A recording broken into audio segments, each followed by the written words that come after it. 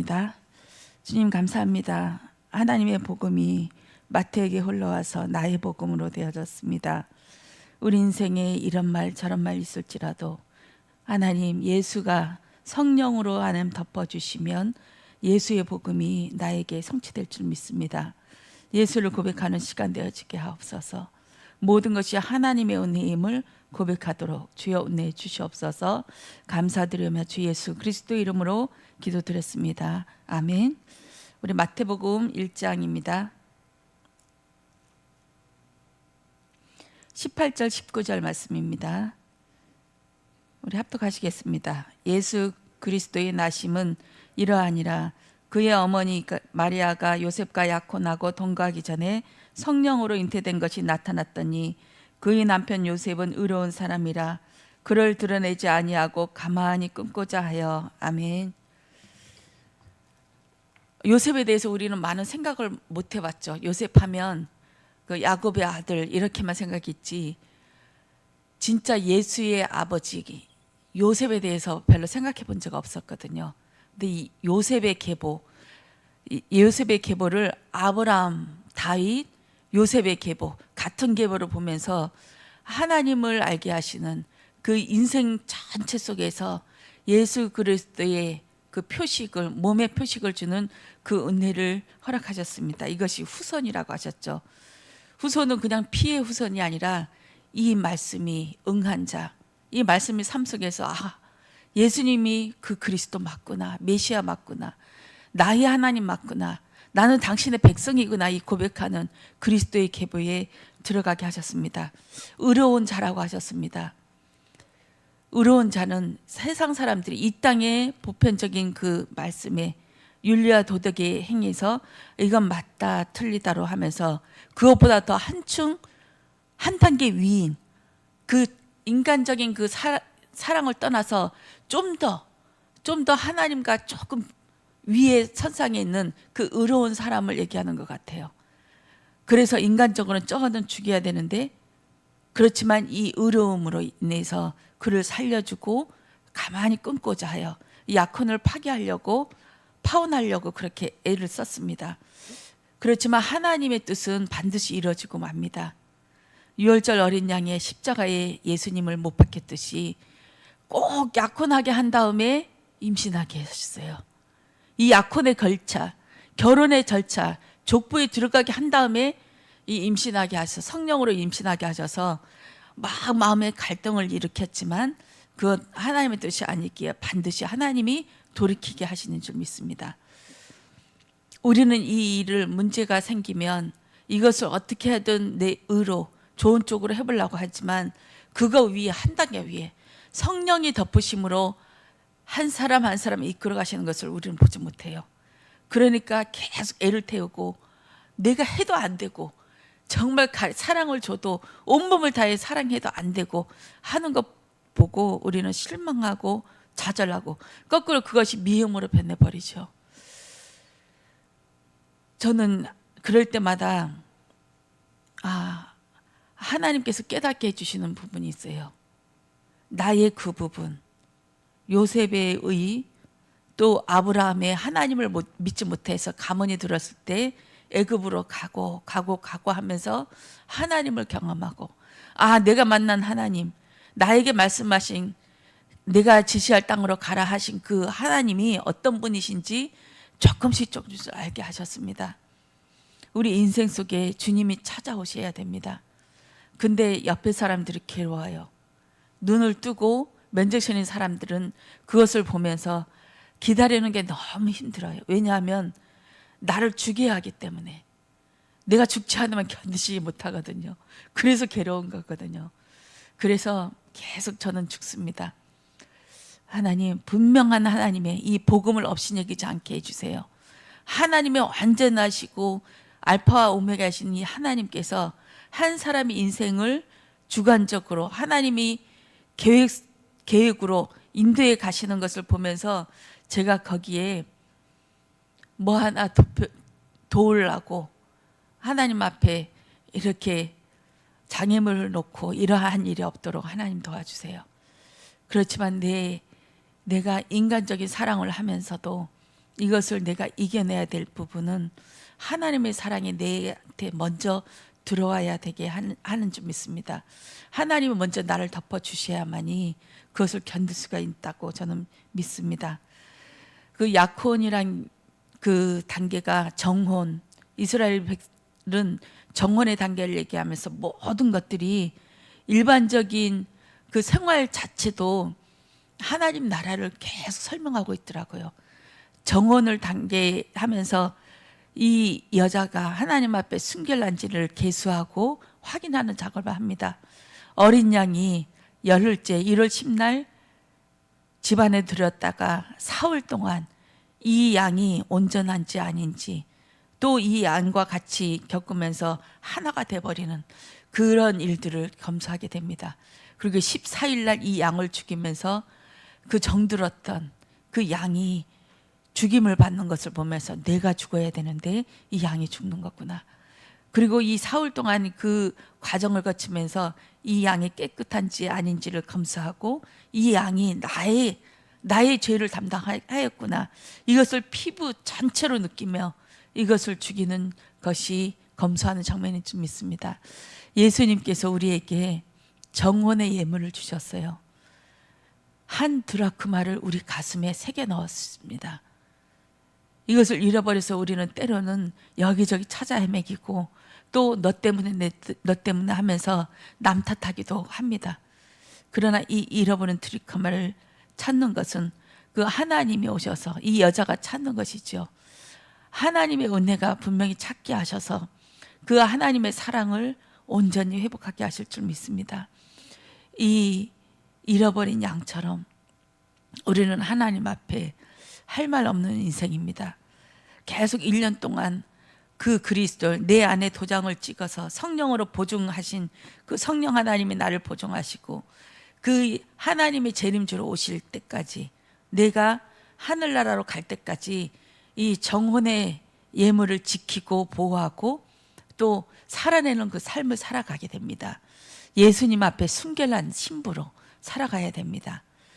어저께 그 말씀하셨지요. 어떤 장로님이 계셨는데 모든 거 다 하는데 헌금만을 안 한다. 이것은 뭐냐? 그 안에 돈이 있었기 때문이다. 이것을 하나님 앞에 죄라고 하고 구원받지 못한다고 분명히 말씀하셨습니다. 살고 죽는 일이 있다. 그럼 우리 안에 무엇을 간직하고 있습니까? 사람의 사랑입니까? 인간적인 혈육도 의가 될 수 있습니다. 제가 우리 장로님을 사랑하는 것은 하나님의 그때를 기다리는 거예요. 그때를 기다리면서 하나님이 성령으로 덮으시면 분명히 죽은 자에서 짐승에서 사람으로 변날 그때가 있다. 나는 그것을 목격하고 싶은 거예요. 그리고 장로님을 보면서 내 안의 죄를 계속 발견을 합니다. 나도 똑같은 짐승의 모습인데 주님이 나를 덮어주시지 않으면 나도 똑같은데 계속 헤매고 계속 뭔가 나를 하나님 대신 다른 걸로 덮어주지 않으면 견딜 수가 없고 맨정신으로 살아갈 수 없는 나를 알기 때문에 계속 찾아 헤매지요. 옆에 사람들은 죽는 겁니다. 그것을 보면서 그 하나님의 선물, 하나님께서 주신 그것을 오늘도 찾아가길 원합니다. 그리고 예수님은 족부석에 들어가게 하셨고 또 모든 죄를 짊어지실 이고 또 참 사람이어야 되십니다. 하나님께서 이 세상을 창조하시고 남자 여자를 만드실 때 창세기 1장에는 하나님의 샘플이에요. 창세기 1장은 목차와도 같죠. 서론입니다. 인생 전체에 성경 전체의 줄거리를 압축해 놓은 것이 창세기 1장이죠. 창세기 1장에는 하나님의 형상대로 지어졌습니다. 이거는 하나님이 원하시는 그 마지막 때까지 우리를 만들어 주실 그 샘플로 지으셨어요. 그러나 창세기 2장에는 흙으로 만드시고 생기와 생명을 받으시고 짐승처럼 구원을 받아야 할 대상으로 하나님께서는 창조하셨습니다. 아담도 하와도 구원을 받을 대상입니다. 어떻게 창조하셨습니까? 아담을 죽이고 여자를 창조하시는 방법으로 그 십자가의 예수님의 죽으심으로 성도들을 구출내는 자기의 죽으심으로 인해서 우리 성도들이 태어난 것처럼 그런 모습으로 하나님께서는 창세기 2장부터 쭉 나열하시면서 아브라함, 다윗, 요셉 계속 말씀하시면서 모든 인간은 구원을 받아야 될 대상이다. 왜냐하면 원죄로 인해서 너도 나도 할 것 없이 그것을 나타낸 것이 성경인 줄 저는 압니다. 창세기 2장에 아담과 하와도 구원받아야 될 대상이에요. 그래서 창세기 1장에 없는 에덴 동산이 있거든요. 에덴만 창조하셨는데 창세기 2장에는 동산을 만드시고 거기에 선악과 생명나무를 창조하시고 아담과 하와를 끌고 옵니다. 이 동산에서 지켜 하면서 이 선악과를 먹어버리게끔 하나님께서 그렇게 하나님의 선물로 이것을 허락하셨습니다. 생명나무를 먹어야 되는데 선악과를 먹었어요. 이건 하나님의 선물이에요. 아담도 하와도 구원을 받아야 할 대상이기 때문에 하나님께서 그 말씀 속에서 그 선악과 속에서 너는 죄인이야 하면서 도장을 찍어버리는 것입니다. 예수님이 오신 이유는 죄인을 위하여 오셨습니다. 죄인이 아니면 예수님과 상관이 없어요. 선악과를 먹고 그 에덴 동산에서 쫓겨난 다음에 아 나는 죄인이구나 하면서 계속 인생 전체를 그리스도를 그리워하는 마음으로 그리스도를 낳아야지 하는 심정으로 그렇게 살아가면서 가인을 낳았을 때 내가 여호와를 낳았다 하듯이 그 하와는 그 큰 기쁨에 잠시 동안 느꼈었습니다. 인생 전체를 그리스도 나의 죄를 구속할 자 나를 구원해 주실 자 그것을 기다리는 삶으로 살아가게 하셨습니다. 그리고 아하스 왕에 대해서 말씀하셨죠. 아하스 왕에게 증거를 너에게 표적을 구해라 했을 때 나는 그것을 원치 않습니다 하면서 하나님을 처음부터 안 믿었어요. 왜냐하면 애굽을 믿었고 다른 나라를 믿었기 때문에 아람하고 북이스라엘 해도 내가 믿는 저 나라가 나를 도와줄 거예요. 왜냐하면 밑에서 물밑 작업을 하고 있었거든요. 그래서 하나님한테 증거를 요구하지 않습니다. 그런데 이사야가 강제로 얘기합니다. 처녀가 잉타의 아들 낳으리니 그 아들을 임마누엘이라 하리라 하면서 아예 그냥 원하지도 않는 말씀을 선포해 버립니다. 이것이 북이스라엘하고 아람이 하기도 전에 전쟁 들어오기 전에 하나님께서는 아수르를 통해서 그들을 해결해 버리고 문제를 완전히 해결해 버렸지만 이 응답은 언제 오냐? 800년 뒤에 예수 그리스도의 탄생으로 인해서 그때 나타납니다. 우리의 인생은 그 문제가 아니라는 것입니다. 아람하고 북이스라엘은 문제가 아니라고 말씀하고 계십니다. 아하스 왕이 얼마나 무서워 떨었던지 온 몸을 사시나무 떨듯이 떨 때 그때 이사야가 이 말씀을 선포했어요. 너의 인생은 아람하고 북이스라엘이 쳐들어와서 두려운 것이 아니다. 네한테는 그 처녀가 잉타의 아들 낳으려니 그 임마누엘이 하나님이 없어서 그 문제야. 진짜 왕은 예수 그리스도야. 이것을 말씀하시면서 선포하십니다. 두 부짓갱이 불타 연기 나는 금방 사그라지고 없어질 그 두 부짓갱이와 같다고 말씀하셨습니다. 우리 인생은 천년의 하루처럼 그냥 쏜살같이 지나갑니다. 근데 이것이 아니면 우리는 죽을 것 같아요. 이 문제.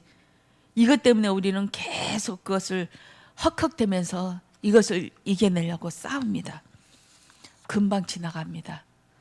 금방 지나가는데 무엇이 남냐? 아, 이것도 지나가는 거구나. 지나가고 나면 아, 그 문제 내가 진짜 그때 무식했지. 내가 정말 지나고 나보면 그 문제가 하나님의 이 일을 이루기 위한 하나님의 뜻이었구나. 이거 알면 헐 하거든요. 되돌아보면 헐 하는 사건이 한두 건이 아니에요. 다 돌아보면 야, 하나님이 이것 때문에 나를 그렇게 하셨구나. 정말 할 말 없어지거든요. 하나님께서 그런 인생으로 점점점 알아가서 이제는 나중에는 문제가 딱 와도 아, 하나님이 분명히 계획이 있겠구나. 하나님의 뜻이 성취되게 해주세요. 이것만 놓고 기도할 수 있어요. 하나님 내 생각, 내 마음 다 하나님 잘못된 것입니다.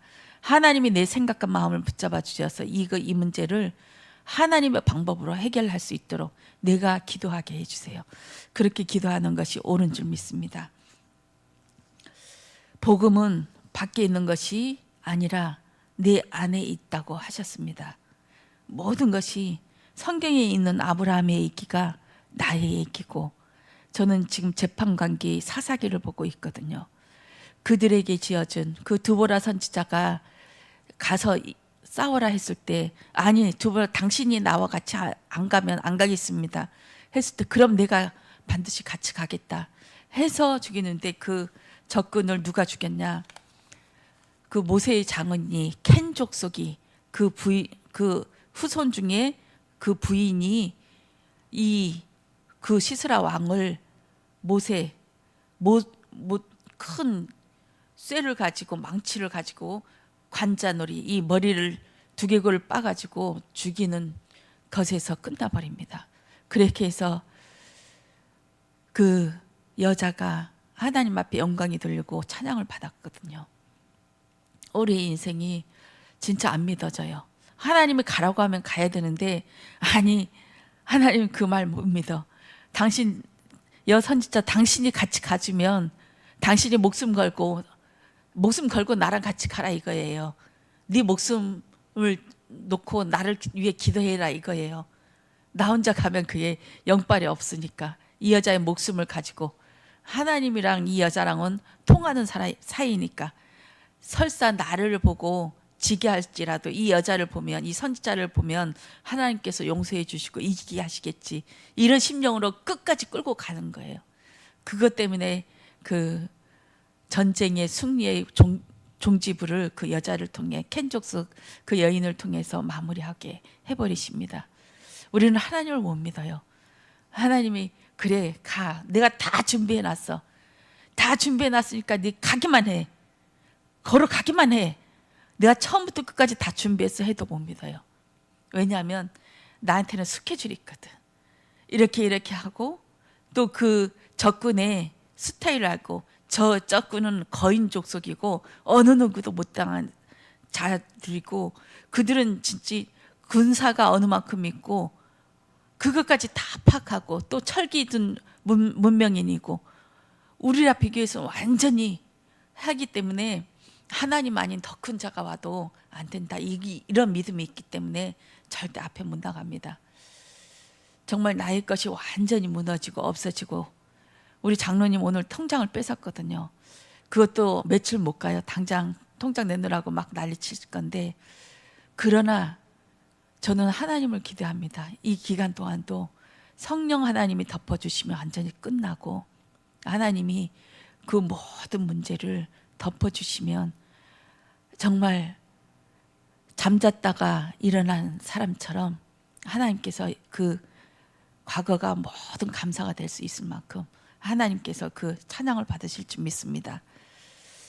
전 장로님 안 믿어요. 그러나 하나님 믿어요. 하나님이 분명히 나의 인생을 책임져서, 미친년이 예수 믿고 십자가의 은혜를 체험받아서 이제 사람을 기다려줄 수 있는, 그리고 그런 마음을 하나님께서 주셨듯이 우리 장로님을 하나님 품으로 가기 전에 분명히 그날이 올 줄 믿습니다. 저는 그 날을 옆에서 목격하고 싶은 거예요. 그 날을, 죽었다가 짐승이 되었다가 살아날 때 어떤 모습일까? 새 노래, 새 찬양을 할 그 모습이 어떤 모습일까? 저는 그것을 기대해요. 기대하니까 오늘도 우리 전도사님이랑 저랑 견디고, 우리 목사님이랑 견디고, 우리 목사님이 이것을 받아들이지 않으면 또 못하거든요. 근데 우리 목사님 아버님이 이런 알코올 중독에 계속 빠져서 몇십 년 동안 살아오셨던 분이기 때문에 아셔요. 목사님은 더 잘 아셔요. 이런 분이 하나님께서 덮어주시면 어떤 사람으로 변할지 분명히 아시니까 우리한테 한마디 싫은 소리 한 적이 없어요. 그냥 하나님 하시면 됩니다. 계속 이 말씀만 하시지. 그래서 저는 참 존경스러운 것 같아요. 장로님 사랑합니다. 성령님이 덮어주실 거예요. 저는 그날이 오리라고 분명히 믿습니다. 기도하겠습니다. 주님 감사합니다. 하나님의 그때를 기다립니다. 하나님의 사랑으로 덮어주시고 예수님이 죽었다가 살아나셔서 성령으로 우리 안에 들어오셔서 우리의 인생을 하나님의 인생으로 살아가 주실 줄 믿습니다. 마태의 복음이 나의 복음 되어지길 원합니다. 하나님 인도하여 주시고 우리의 인생을 기름 짜듯 짜내 주시옵소서. 그래야 해서 그리스도만 남는 인생 될 수 있도록 은혜해 주시옵소서. 감사드리며 주 예수 그리스도의 이름으로 기도드렸습니다. 아멘.